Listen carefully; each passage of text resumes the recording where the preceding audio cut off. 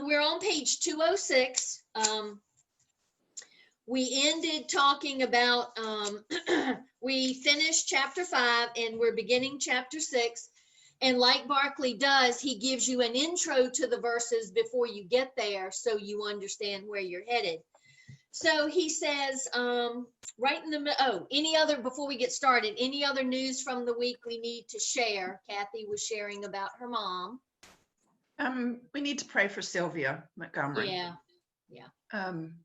So she did get a room.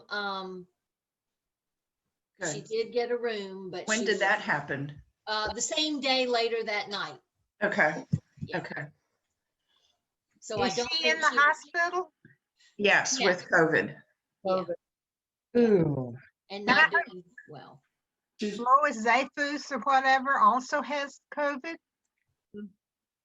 Yes. What? Which Zarfus? Is it Lois? There was something in the bulletin. Yes. Oh, And Lois has it. Isn't she at Chesterfield Heights? Yes, Ian Jim is Yeah. Jim still with her at Chesterfield Heights, right? I think so, yeah. There Right. are 50 cases at Chesterfield Heights right now. Wow. Oh, there are? Yeah, Juanita was there too. Right. Oh, goodness. Yeah. Too, but I'm not sure what the status of that is. Who, Susan? The Moons and the Dukes. Oh, yeah, last Sunday. Yeah. Oh, goodness, Well, it sounds that's like we need to pray for everyone at Chesterfield Heights, not just Sylvia and the Zarafosses. you know, it's very scary that the Zarfuses used to live in a house right. I can see it from my window. I'm right in the neighborhood. And all these people move into this assisted living environment because they think it's going to be happier and healthier and easier. And it has just been a nightmare with this Yeah, COVID stuff. But don't you think until COVID, that was it was, you don't have, Right.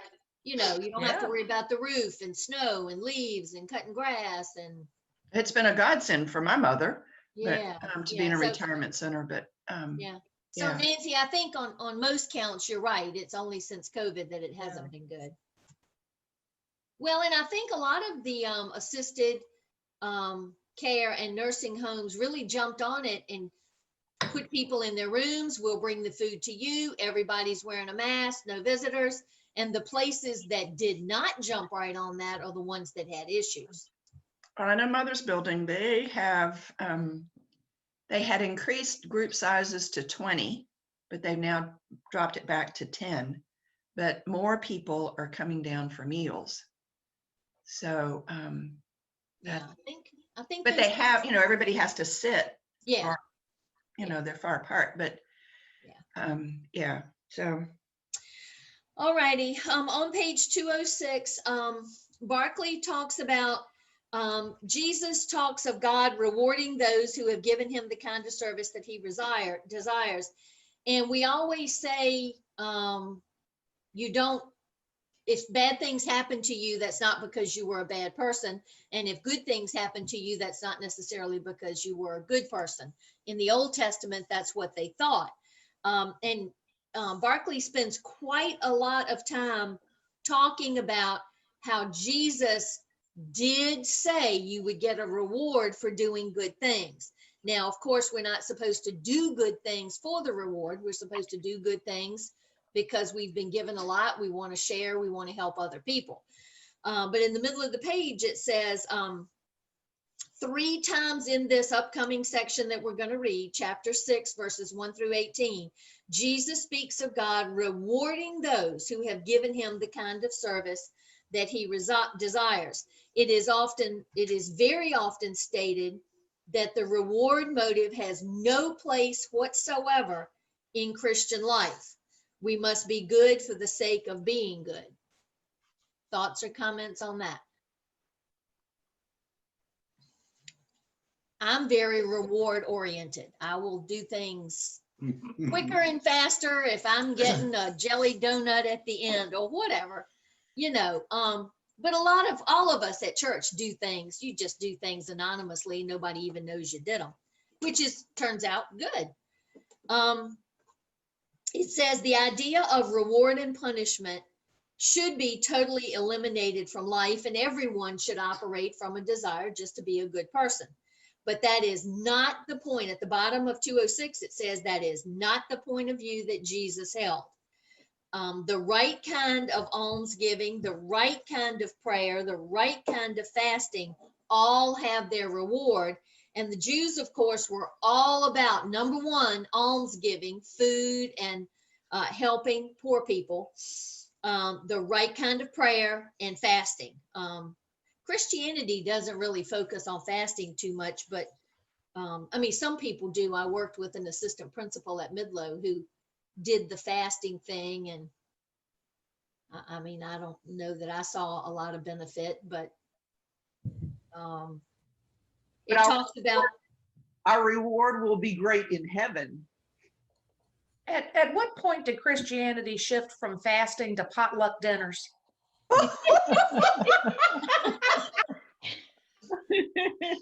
well, I guess they It was figured the you get, Protestant, the Baptist had something Yeah. to do with that. you get a whole lot more people with food than you do with no food. We'll have potluck dinners. Do the Catholics do more of it? Is it a difference Yeah. between Catholics and Protestants? Some Catholics do. Well, Jamie McDonald in her past did a fair amount of it, and I don't remember details, but she has talked about it at CWF occasionally, that she used to do some pretty serious fasting in her younger days. Wow, I've known her for years. I've never heard her mention that. Yeah. Wow. Yeah. I think it was just, you know, when churches were out in the middle of nowhere, out in the hinterlands, I think with Baptist, Methodist, Presbyterian, you know, where you had a teeny little church with 20 to 30 people, I think it just made sense to bring a meal and sit out on the yard after the service and share, because you were just so, I mean, you're 10 miles from home by buggy, that's going to take a while, or 5 miles even. So I think it just developed as a common sense thing. But that's just a guess on my part. Well, no, it makes sense because not only was it your worship, it was also your social life. Yeah. Oh, And yeah. so Well, once you made the effort to get there, you wanted to stay for a while. yeah. Well, I still know lots of people where the church is the center of their social life. Mine is. Mine Yeah. Mine is Same here. very, yeah. Yeah. And Yeah. I'm good with that. Yeah. Yeah. Well, and fasting is considered one of the spiritual disciplines, like prayer and song and worship. And so there's a book that we did years ago by Richard Foster. And it talked about spiritual, I think the title of it is Spiritual Disciplines, isn't it, Sarah? Yeah, hold on. Yeah. And fasting is one of the chapters in it. And he's Protestant. He's Quaker. I think he's Quaker. Anyhow, so it's a definitely considered one of the classic spiritual disciplines. On page 207, it says you need to be able to, do you have it, Sarah? Yeah, the name of it was Celebration of Discipline. She remembered that well. There were 3 sections. Inward disciplines were meditation, prayer, fasting, and study. Outward disciplines, simplicity, solitude, submission, and service. And corporate disciplines, confession, worship, guidance, and celebration. That sounds good. Mm-hmm. It is a Yeah, good like a book. good- It's an interesting study. And there's Yeah. I think there's a teacher's guide. There was another book next to this that might have been a teacher's guide for it. Cool. That sounds interesting. It says places in the Bible where Jesus says you are going to be rewarded. Matthew 5:12, those who suffer insult without bitterness, their reward will be great in heaven, and it specifically uses the word reward. In Matthew 10:42, to give to one of these little ones a cup of water in the name of a disciple, they will not lose their reward. So again, it mentions reward. Faithful service will receive its reward. Matthew 25:14. There is reward and punishment in accordance with our reaction to the needs of others. That's Matthew 25:31. Jesus did not hesitate to speak in terms of rewards and punishments. It's an obvious rule of life that any action that receives nothing is futile and meaningless. I know when I handed out pages in my biology classroom, 3 at least hands would shoot up. Is this for a grade? If it wasn't for a grade, effort was immediately lowered. So number 1 on page 207 says, unless a thing is good for something, it is good for nothing. So if there's no value and no reward, a lot of people won't do it. Are we different from that? I like a reward. I do lots of things where I don't get a reward, but that's a choice I make. All right, number 2, thoughts? Well, I have, I'd like to think I'll do things without a reward, but that paycheck always rewards me. Over this past year, I had a situation where I did a lot of work for a person and I got a thank you, but everybody else that did stuff got gifts. I didn't get a gift. So I have to admit, I was a little resentful about that. So, and then they gave me a very nice bottle of wine for Christmas. So I don't know whether that was the gift or not. I don't know, but I feel a little bit softer now towards that situation. Maybe you didn't need a gift. Maybe the other people actually needed something. Oh, touche, touche. Just When you talk about reward, are you talking about something tangible or the warm fuzzy feeling you get when you know you did the right thing? Because to me, Both. that's the biggest reward. Yeah, Yeah. both. Right. Well, I really like it when I do something and we're supposed to anonymously, and everybody's like, oh, who did it? Who did it? And you're sitting there knowing you did, and you don't say a thing. It's just kind of, that gives me little butterflies. Yeah. Yeah. I really like it when I do really simple things. And it's not a big thing. It's like Brenda Kidd loves it when I do her groundskeeping in her yard. She's like, she comes out on the steps and watches me and talks. And I'm like, Brenda, it's 89 degrees out here. You don't have to be out here. So I just like doing yard work, and people act like you're giving them a pint of blood or something. Down over. Come on over. Well, when I was retired, not keeping the twins, I was helping, let's see, Jean, Mary Ann, Brenda, Cindy. I did Cindy's yard too. I just love being outside. I just love raking up gumballs and leaves and sticks. And she won't cut grass though. no, I don't cut grass. No.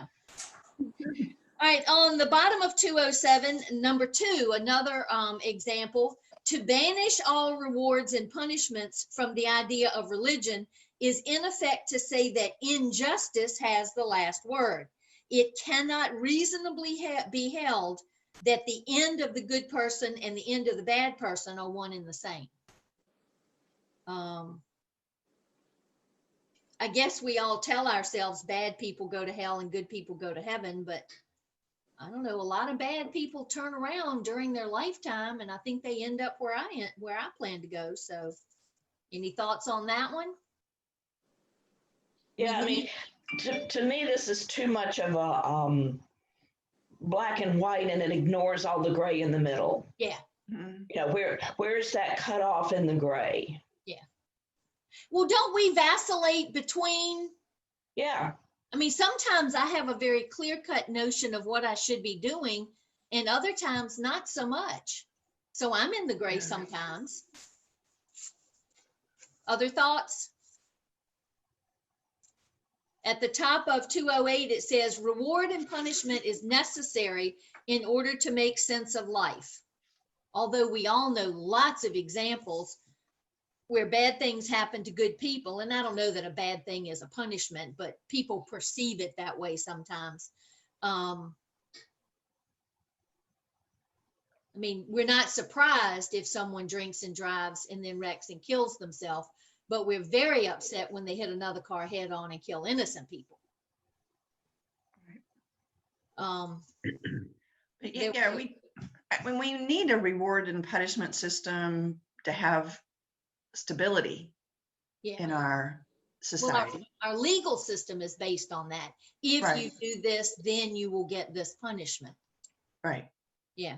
On the nightly news the other night, there was a mid-size SUV that out of state car somewhere in the Richmond metro area, and it went to pass in a no passing zone, lost control, went out of the road, and killed both of the people in the car. And the passenger evidently wasn't wearing a seatbelt, was ejected and killed, and the driver died too. And I was just happy they didn't hit somebody in the oncoming lane. But it's like passing at a high rate of speed in a no passing zone from out of state, so probably didn't know the roads. It's like, you know, why are you surprised bad things happen? You were doing multiple things that were wrong. So I was just happy nobody else got hurt and felt sorry for the passenger. When In that- when I think of reward and punishment as you're living, when you are doing something wrong, I think you separate yourself from God, and that's the punishment. Right. I think. Oh yeah. If that makes any sense. Oh yeah. I mean, that's one definition of sin. It's one It's- definition of hell too, increasing the distance between yourself and God. Mhm. And by your choice, because God doesn't step away. It says, if there are no rewards and no punishments, then your actions are meaningless. If there isn't reward and punishment. So at the bottom of 208, it says, when Jesus spoke of reward, he was very definitely not thinking in terms of a material reward. You know, if I give $100 to a Christmas family, I'm going to get, you know, a check from the government in the mail, or a bag of gold, or I don't know, something. Yeah, he's not talking about that. The very idea that the book of Job was written to contradict that is goodness and material prosperity don't necessarily go hand in hand. Job was a good man. He was upright, did everything right, and yet bad things happened. So I guess the Bible says it rains on the just and the unjust. It was certainly not material prosperity that Jesus promised his disciples. As a matter of fact, he told them they were going to receive horrible treatment. Number two, the second thing which is necessary to remember is the highest reward never comes to those who are seeking it. I don't know that I necessarily agree with that one. A lot of people do get rewarded for the good things they do. How do you define highest That's reward? reward. Yeah. Well, in his commentary, he says, if you do this, you're thinking of God in terms of a judge or an accountant. You're thinking of life like you do the law, doing so much and earning so much. You think of life in terms of a credit and debit, like a balance sheet. I have done so much. Now I want to claim my reward of so much. And that's not how it works. It says Barclay says the basic mistake of this point of view is that it thinks of life in terms of law instead of love. You should do stuff out of love. And if there's a reward, fine. If there's not, you should be okay with that too. And then he says in the subsequent paragraph, people who are in love are always in debt. They're always giving away.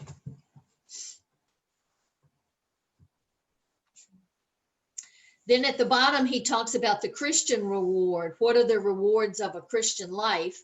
And the first two things I thought of were heaven and salvation, and then heaven, which would be a reward for salvation. The rewards of the Christian life are rewards only to a spiritually minded person. The first Christian reward is satisfaction. You do the right thing, you're obedient to Christ. On page 212, he says, another reward of the Christian life is more work to do. It's not like when I work in somebody's yard and I rake leaves, I ultimately run out of leaves to rake. When you are a good Christian and you do good works, there's always more to do. It's like Michael and I were talking about people at the food bank. I wonder, when you work at a food bank, do you ever see the end of the line? Or aren't there always people that if you give a box of groceries this week, they come back next week and need a box of groceries? So it's like you never see the end of the line. So if you do good work for Christ, you get more good work to do. You don't get to sit down in the recliner and say, oh, I finished. That's good. No more hungry people in Richmond. It doesn't work like that. You get more good work to do. Thoughts? Well, that's true of in the medical profession, teaching, law Education, enforcement, yeah. you know, Nursing. nurse. Yeah. Yeah. There's always more work to do. Well, at the St. Thomas Hospital in London, where they gave the first shot, the first vaccine, that's right across the street from the hotel where Jamie and Arlene Giffel and I stayed summer of 18, when all three of us ended up in the hospital the first night we were there. And that's a story for another day. One thing we observed was the National Health Service, the NHS, that is their socialized medicine. Not one person, one doctor, one nurse, one receptionist moved in a hurry. And one man came in that he was drunk and he had been stabbed, and he wouldn't sit down, and the police officer was with him, and he'd get in a chair and he'd get up and he'd walk around and he'd go outside because he'd start cussing and throwing stuff and whatever. So they took him outside and brought him back in. Not one person in that emergency room picked up the pace. It's like this room is always going to be full of people. We just work at a steady pace. There was no emergency regardless. And we just were like, because the room was never going to be empty. So, you know, there wasn't going to be a reward for stepping it up a notch. We, all three of us looked at each other and we were like, we were there for, I don't know, 4 or 5 hours for simple, all three of us each had a simple issue, all very different, but anyway. Yeah, so Barclay says, again, another reward of the Christian life is still more work to do. A task that is well done does not bring rest and comfort and ease. It brings still greater demands and still more strenuous endeavors. The Christian reward is the reverse of the world's reward. The world's reward would be to have an easier time. The reward of Christians is that God lays still more and more upon us to do for him and for others. The harder the work we are given to do, the greater the reward. And the better the job you do of it, the more often the church calls and says, will you do it again? Yeah. Well, and you know, people who are good time managers and people who can multitask really well and successfully do several jobs well, if that's their gift, oh, okay. You know, some people want to do one thing steady and do it well, and other people can juggle 3 balls at one time, and that's okay. Another Christian reward is the vision of God. You get to be like God, act like God. When you're doing what God asks you to do, you're putting yourself more in line with being like him. It says, if men and women all their lives have sought to walk with God, if they have sought to obey the Lord, if goodness has been their quest through all their days, then throughout their lives, they have been growing closer and closer to God. Until the end, they pass into God's presence. So it's like you're stepping up the rungs on a ladder closer and closer to him. The more good stuff you do, you're doing what he asks you to do, so you should be moving closer to him. I've never thought about that perspective before. Any thoughts there? Well, like the book that we were studying for Advent, you know, like Jesus was sent to the world, each of us are sent to help and to serve other people and to follow Jesus and to represent God on earth to all the people that we meet. True, I agree with that. I think we have to be really careful when people look at us and we say we're Christian. We don't want people to look at us and say, "Ooh, she's a Christian. I don't want to be that." We want to make sure they look at us and say, "Ooh, she's a Christian. She's happy, doing good things." We want them to look at us and see that we have something that they desire, that they want. Mhm, We don't want to be a poor role model for Christianity. mhm. All right, at the bottom of 213, we finally, with those ideas in mind that Jesus did speak of rewards, now we can start chapter 6. So verse 1, I'll read that. Take care not to try to demonstrate how good you are in the presence of men, in order to be seen by them. If you do, you have no reward with your Father in heaven. Because the idea here is you've already gotten your reward from man. You're not going to get it from God too. And it says the Jews' three biggest works that they were required to do were almsgiving, prayer, and fasting. And all three of these, Barclay says, easily lend themselves to wrong motives. Like you can do all three with the wrong intention, for praise and honor for yourself instead of quietly, privately to honor and help others. And then he spends a little time talking about each of those three. It was Jesus's warning that when these things were done with the sole intention of bringing glory to the doer, they lost by far the most important part of their value. So if you're going to do things to help other people, pray and fast, you need to do them with no intention of getting an earthly reward, because that negates your heavenly reward. At the bottom of 214, Barclay says, if you make charitable gifts to donate your own generosity, you will get the admiration of the world, but that is all you will ever get. That is your payment in full. And then he says the same thing about prayer. I know in the Bible it talks about the Pharisees, I think.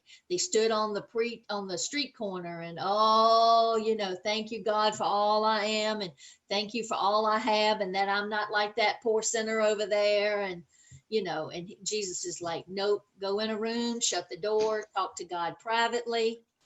And same thing with fasting. Don't talk about, how often you fast, how long you fast. Just do it and let it be a spiritual thing that benefits you.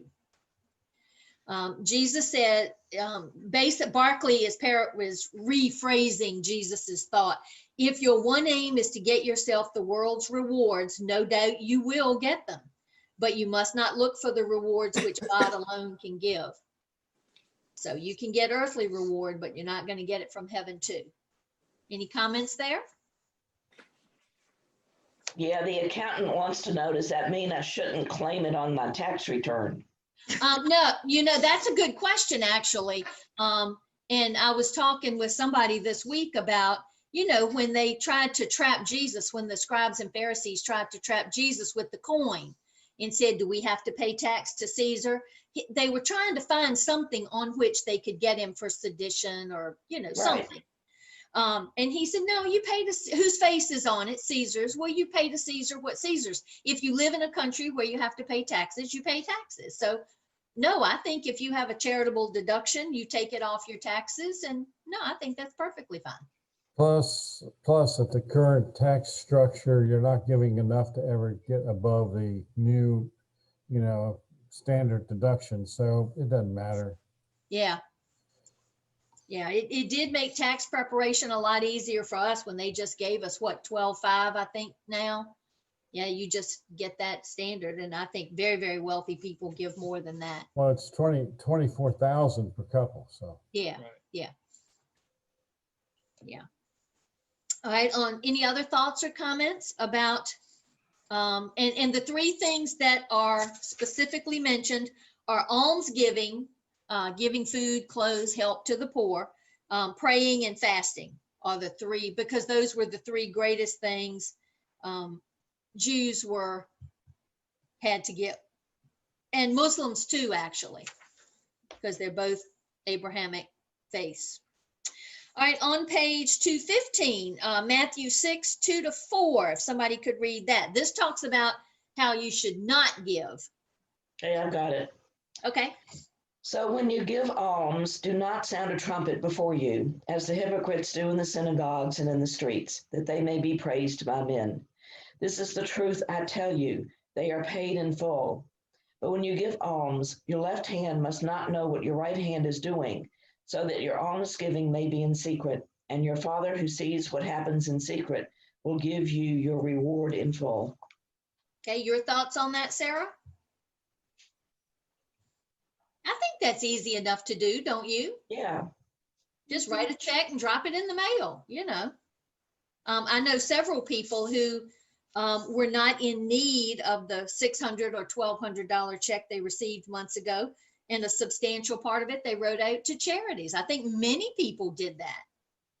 And I've seen some things in the newspaper in the commentary section about people who just said, hey, you know, right here in Richmond, we've got Caritas and Feed More and organizations right here in Richmond. If you don't need your money, please send it to these local organizations so we can help people. That's easy to do. I think it's, go ahead, Nancy. I was going to ask, was it last week you were talking about a new minister who wanted the list of all the donations and all Yes, the, who when I gave was what? at Bethany, we got a new minister that wanted, he wanted to know who gave and how much they gave, and the bookkeeper refused to give it to him. Yeah, yeah. Right. I think it's interesting what Barclay shares right after this passage, that in Hebrew, that the Jews, the same word for righteousness and almsgiving, that it's the same word. Well, and of the three, the Jews ranked almsgiving higher than prayer and fasting. Almsgiving was the ultimate thing you were required to do. I mean, if you had no money to give food to the poor, you had to share literally the food you had in your home with your neighbors. Well, if you take a look at it, fasting is more internal for yourself. Yeah. And prayer, although you would be praying for, you can be praying for other people. It can be a service to others, but not direct, you know, service possibly to others. But almsgiving is the only thing there that is really helping other people and serving other people, whether you're feeding them or trying to give them shelter or serve, you know, basically dealing with their needs. So that makes sense to me. On page 216, I think there might be, and I could be wrong here, and y'all can call me on it if you think I'm wrong. I think almsgiving might come with levels of reward, because if you give and make it known that you give, you get a less reward or no reward. And in the middle of the page, it says, the almsgiving which saves from death is that when the recipient does not know who gets it, and the giver does not know to whom he gives it. I think I didn't say that right. Almsgiving which saves from death is that which, when the recipient does not know from whom he gets it, and the giver does not know to whom he gives it, which would be the case with Caritas and St. Jude's, Feed More. I mean, you give them a check, but you don't know who gets it. It could be your next door neighbor. You don't know. Well, and they mentioned in the study last week that with the Jewish people, they were giving their alms at the temple, and that the money or whatever they were giving went, and someone else was the one actually distributing it. Right. They never would know where it was coming from, where it was going to go. And the person who received it didn't know exactly where it was coming from. I didn't know this was a custom in the temple back in the day. At the bottom of 216, Barclay says, there was one particularly lovely custom connected with the temple. In the temple, there was a room called the Chamber of the Silent. People who wished to make atonement for some sin placed money in this room. Poor people from good families who had come down in the world were secretly helped by these contributions. So you could go there and say, I need a new coat, I don't have money to pay for it, and they would give you, money. I can see how that would be abused, but you can't not do. We met a man in Kentucky at Christmas a couple of years ago. I'll try to make a long story short, but for years we've been driving by this old junk car parked along beside the Kentucky River, and it's got all kind of stuff on it, and it just looked like a junk pile. And it turns out that it started almost 100 years ago with his grandfather or great grandfather or somebody, and they put things out there so that if somebody needs them, they come and get it.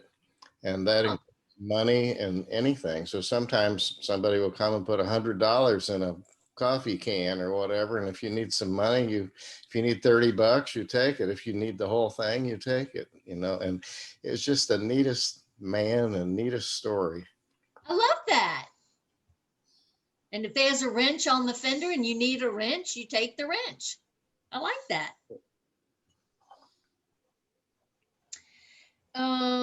Let's see.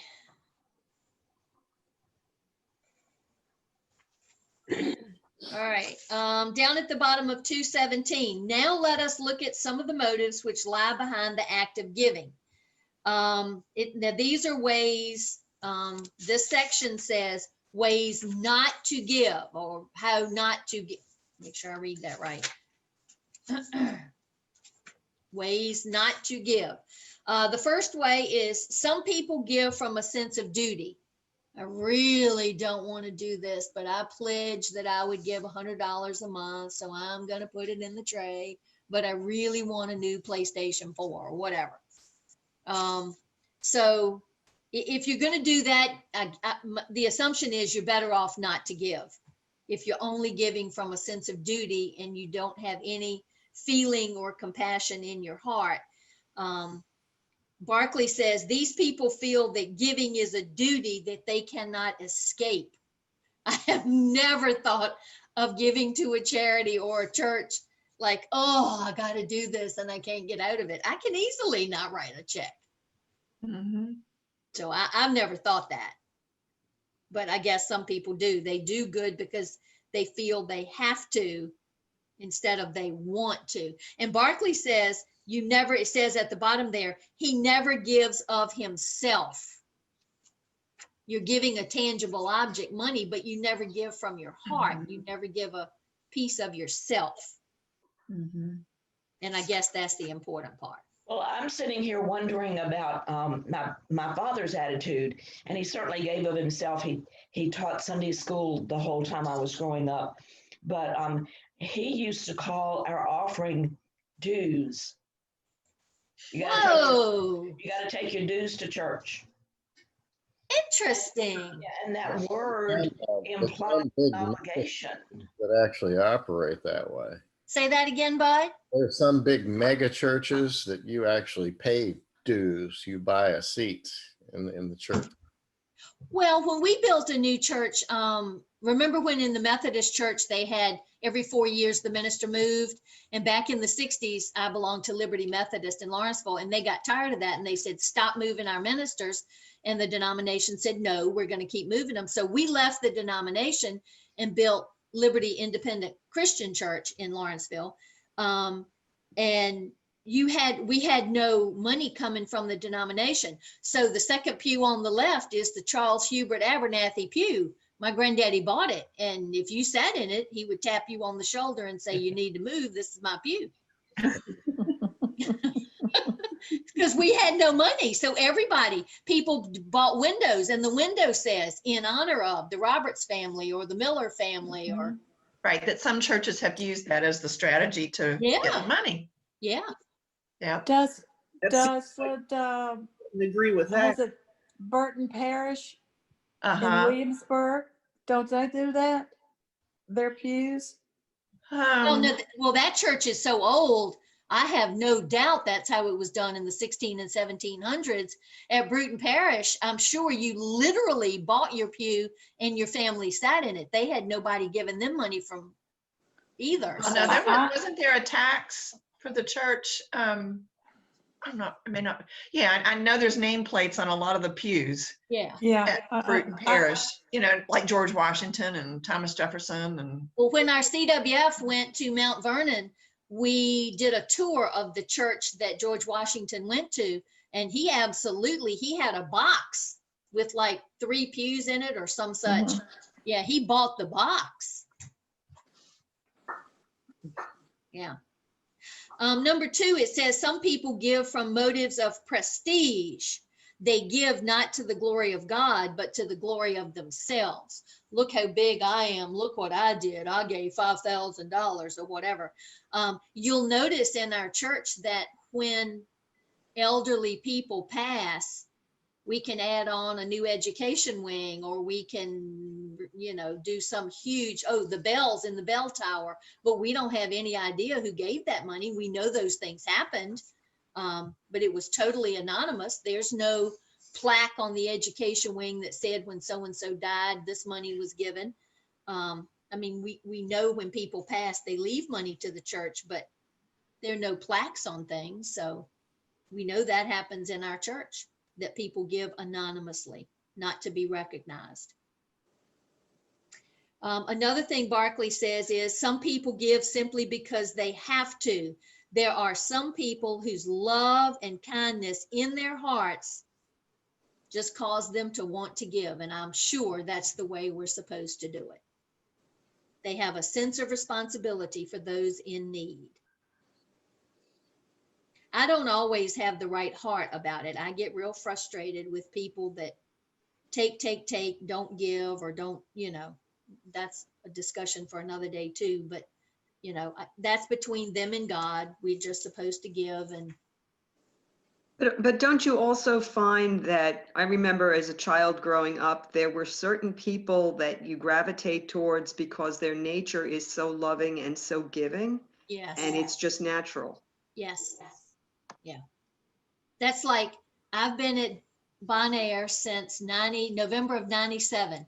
I never heard one negative or ugly thing come out of Juanita Coleman's mouth, ever. I was going to say that. I was just going to say that. Yeah.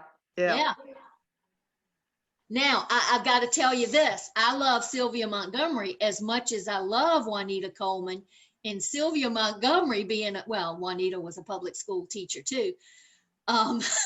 Sylvia has a very different personality. She does. And I'm telling you, when I watched her with my boys doing music for Bible school, and I have 2 very active little boys, and she was very sharp and very firm.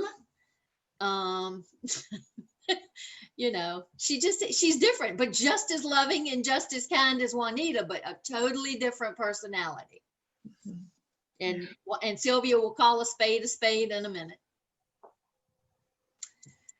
Let's see, it says on 2:19, we have the pattern of this perfect kind of giving in Jesus Christ himself. He gave his life for us. There's no greater gift he could have given. Though he was rich, yet for our sakes he became poor, so that by his poverty we might become rich, of course, having eternal life. That's 2 Corinthians 8:9.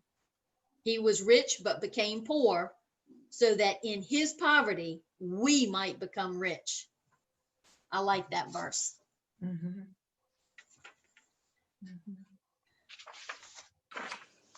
All right, we got 9:43. Let's see if we can do how not to pray on 2:20.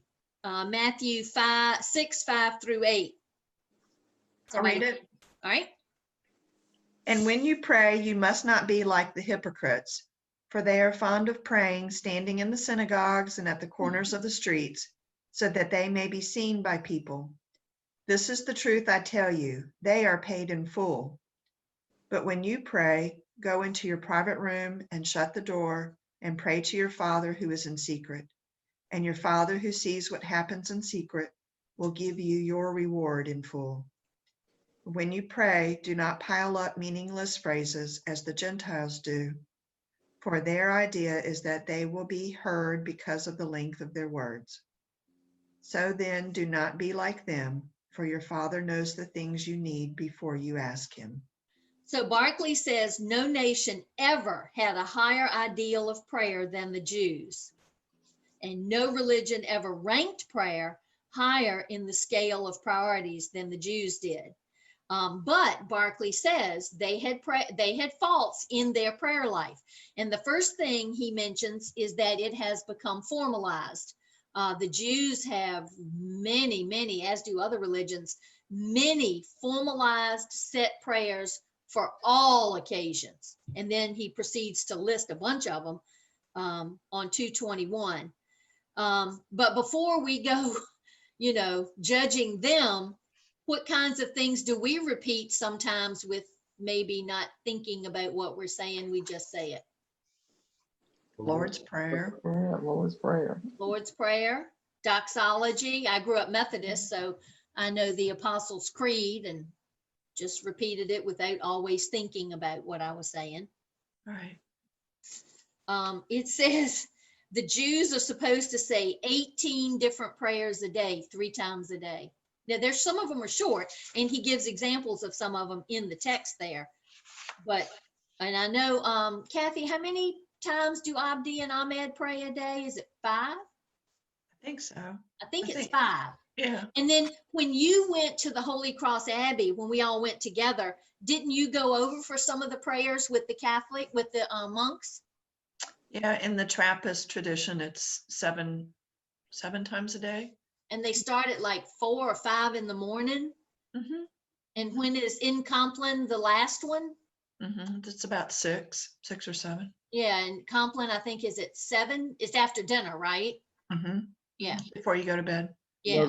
That notion of formalized prayer, and I've jumped out of the box there saying the Lord's Prayer, and that can be and is often just something you repeat.